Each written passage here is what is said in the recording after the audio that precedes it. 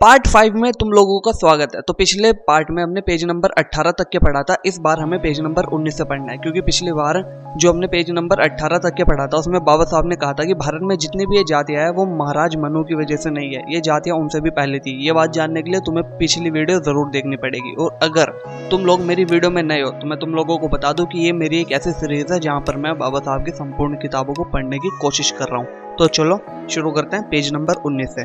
बाबा साहब कहते हैं, यह उचित ही रहेगा कि शुरू में मैं यह बात याद दिला दूं कि अन्य समाज के समान भारतीय समाज भी 4 वर्णों में विभाजित था। पहला ब्राह्मण या पुरोहित वर्ग, दूसरा क्षत्रिय या सैनिक वर्ग, तीसरा वैश्य अथवा व्यापारिक वर्ग और चौथा शूद्र अथवा शिल्पकार और श्रमिक वर्ग। इस बात पर विशेष ध्यान देना होगा कि आरंभ में यह अनिवार्य रूप से वर्ग विभाजन के अंतर्गत व्यक्ति दक्षता के आधार पर अपना वर्ण बदल सकता था और इसलिए वर्णों को व्यक्तियों के कार्य की परिवर्तनशील स्वीकार्य थी। वही बात जो हिंदू बार बार कहता है कि वर्ण तुम्हारी कर्म और योग्यता के अनुसार होता है, वही बात बाबा अम्बेडकर साहब भी कहते हैं। आगे बाबा साहब क्या कहते हैं, हिंदू इतिहास में किसी समय पुरोहित वर्ग ने अपना विशिष्ट स्थान बदल लिया यानी कि बना लिया और इस तरह स्वयं सीमित प्रथा से जातियों को सुपात्र हुआ।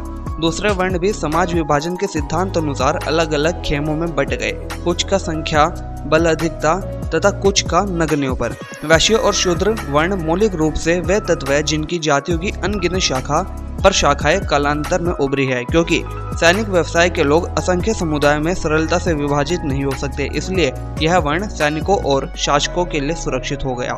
समाज का यह उपवर्गीकरण स्वाभाविक है, किंतु उपरोक्त विभाजन में अप्राकृतिक तत्व यह है कि इसमें वर्णों में परिवर्तनशीलता के मार्ग अवरुद्ध हो गए हैं और वे संकुचित बनते चले गए हैं, जिन्होंने जातियों का रूप ले लिया। प्रश्न यह उठता है कि क्या उन्हें अपने दायरे में रहने के लिए विवश किया गया और उन्होंने सजाति विवाह का नियम अपना लिया और उन्होंने स्वेच्छा से ऐसा किया।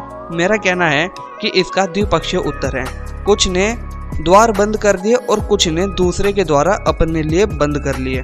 पहला पक्ष मनोवैज्ञानिक है और दूसरी चालाकी भरा, परंतु ये दोनों अन्योआश्रित है और जाति संरचना की संपूर्ण रीति नीति में दोनों की व्याख्या जरूरी है।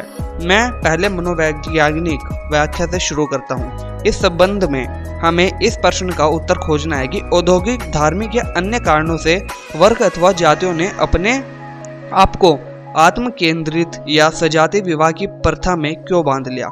मेरा कहना है कि ब्राह्मणों के करने के कारण ऐसा हुआ। सजाति विवाह या आत्म केंद्रित रहना ही हिंदू समाज का चलन था, क्योंकि इसकी शुरुआत ब्राह्मणों ने की थी, इसलिए गैर ब्राह्मण वर्गों द्वारा जातियों ने भी बढ़ चढ़कर इसकी नकल की और वे सजातीय विवाह प्रथा को अपनाने लगे। यहाँ पर खरबूजे को देखकर खरबूजे की रंग बदलने वाली कहावत चरितार्थ होती है। इसने तभी उन विभाजनों को प्रभावित किया। इस तरह जाति प्रथा का मार्ग प्रशस्त हुआ। मनुष्य में नकलबाजी की जड़ बहुत गहरी होती है, इस कारण भारत में जाति प्रथा के जन्म में यह व्याख्या पर्याप्त है।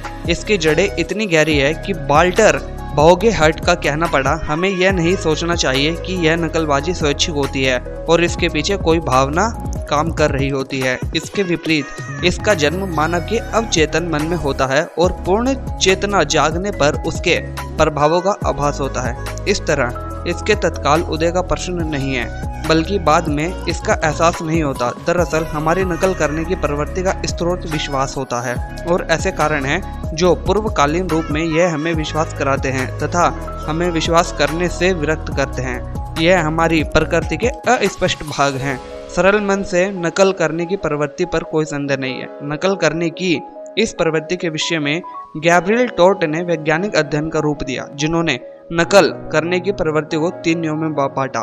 उसके 3 नियमों में से एक है कि नीचे वाले ऊपर की नकल करते रहें। उन्हीं के शब्दों में, अवसर मिलने पर दरबारी सदा अपने नायक, अपने राजा या अधिपति की नकल करते हैं और आम जनता भी उसी प्रकार अपने सामंतों की नकल करती है। नकल के बारे में टार्डे का दूसरा नियम है कि चाहे आदर्श पात्र या अनुसरणकर्ता के बीच कितनी ही दूरी क्यों न हो, उनके अनुसार नकल करने की इच्छा और तीव्रता में कोई फर्क नहीं पड़ता। उन्हीं के शब्दों में, जिस व्यक्ति की नकल की जाती है वह होता है हमारे बीच सबसे श्रेष्ठ व्यक्ति या समाज। दरअसल जिन्हें हम श्रेष्ठ मानते हैं उनसे हमारा अंतर कितना ही हो, यदि हम उनसे सीधे संपर्क में आते हैं तो उनका संसर्ग अत्यंत प्रभाववादक होता है।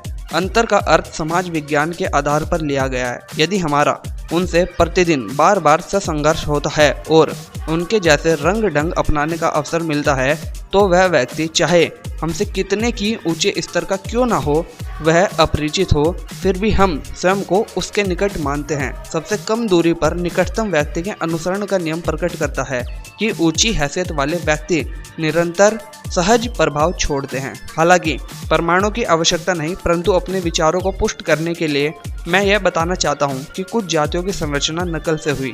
मुझे लगता है कि यह जाना जाए कि हिंदू समाज में नकल करके जातियां बनाने की परिस्थितियां है या नहीं। इस नियम के अनुसार नकल करने की गुंजाइश इस प्रकार है। पहला, जिस स्रोत की नकल की गई उसके समुदाय में प्रतिष्ठा होनी चाहिए। दूसरा, समुदाय के सदस्यों में प्रतिदिन और उनके बार संपर्क होने चाहिए। भारतीय समाज में परिस्थितियां मौजूद है, इसमें कोई शक नहीं। ब्राह्मण अर्ध देवता माना जाता है और उसे अंशावतार जैसा कहा जाता है। यह विधि नियोजित करता है और सभी उसका अनुसरण करते हैं, अनुसार ढलता है। उसकी प्रतिष्ठा असंदिग्ध है और शीर्ष परमानंद है। क्या शास्त्रों द्वारा प्रयोजित और पुरोहितवाद द्वारा प्रतिष्ठित ऐसा व्यक्ति अपने व्यक्तियों को प्रभाव डालने में विफल हो सकता है? यदि यह कहानी सही है तो उसके बारे में यह विश्वास क्यों नहीं किया जाता है कि वह जाति प्रथा की उत्पत्ति का कारण है? यदि वह सजाति विवाह का पालन करता है तो दूसरों को उसके पद चिन्हों पर नहीं चलना चाहिए। निरीह मानवता, चाहे वह कोई दार्शनिक हो या तुच्छ ग्रस्त, उसे इस गोरख धंधे में फंसना ही पड़ता है। यह अवश्यम भावी है, अनुसरण सरल है, आविष्कार कठिन। जाति प्रथा की संरचना में दूसरों से सीखने की प्रवृत्ति की कितनी भूमिका है, यह बताने के लिए गैर ब्राह्मण वर्गों की प्रवृत्ति को समझना होगा, जिनके लिए आज तक इस प्रथा के पोषक नीति रिवाज विद्यमान हैं। हिंदू मस्तिष्क को इन्होंने जकड़ रखा है और उन्हें किसी सहारे की जरूरत नहीं है सिवाय सतत विश्वास भाव के। जैसे एक पोखर में जलकुंभी, एक तरीके से हिंदू समाज में सती प्रथा, बालिका विवाह और विधवा की यथास्थितियों को जातियों की हैसियत के हिसाब से विद्यमान है, परंतु इन प्रथाओं का चलन विभिन्न जातियों में असमान है, जिससे उन जातियों का भेद परिलक्षित होता है।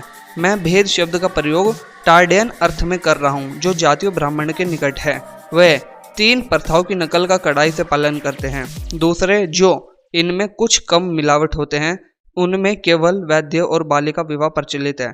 अन्य जो कुछ और दूरी पर हैं, उनमें केवल बालिका विवाह प्रमुख है तथा सबसे अधिक दूरी वाले जाति प्रथा के सिद्धांत का अनुसरण करते हैं। मैं निसंदेह कह सकता हूँ कि यह अधूरी नकल इस प्रकार है जैसे टार्डे ने दूरी बताई है। आंशिक रूप से यह प्रथाओं का पार्श्विक लक्षण है।